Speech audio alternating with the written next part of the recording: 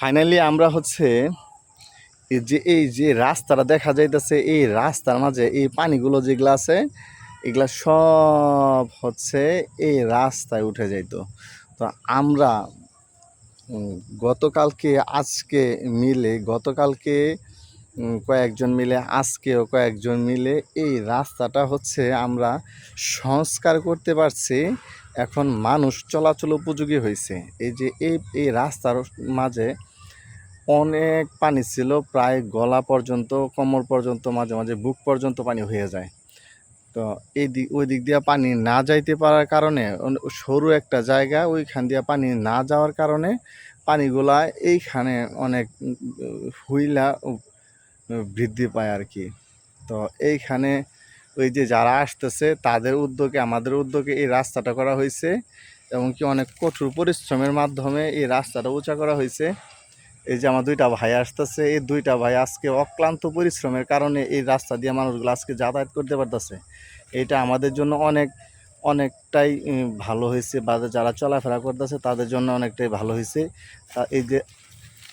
এই যে দুজন ব্যক্তি, তাদের অক্লান্ত পরিশ্রমের কারণে আজকে এই রাস্তা দিয়ে মানুষগুলো হাঁটতে পারতেছে।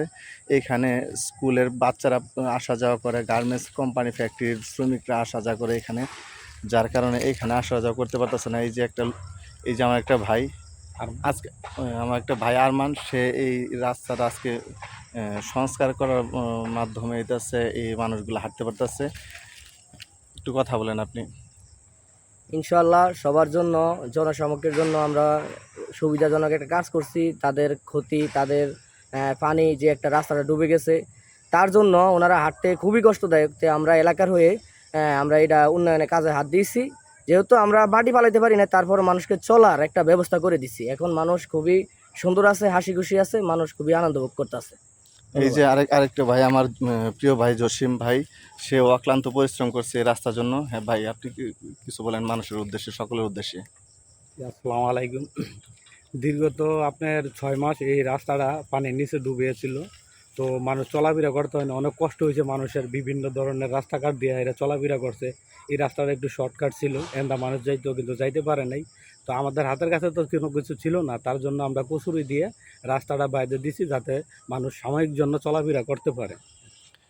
আমরা তাদের মতো এরকম সমাজের ভালো কোনো কাজ, যেন যে কোনো কাজ, ভালো কাজ হোক, সবাই যেন সমাজ যার যার অবস্থান থেকে এই ভালো কাজগুলো করি, তাতে করে দেশ এবং সমাজের কল্যাণ বয়ে আনি আমরা।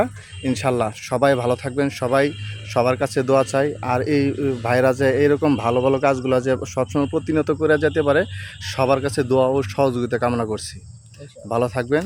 আসসালামু আলাইকুম।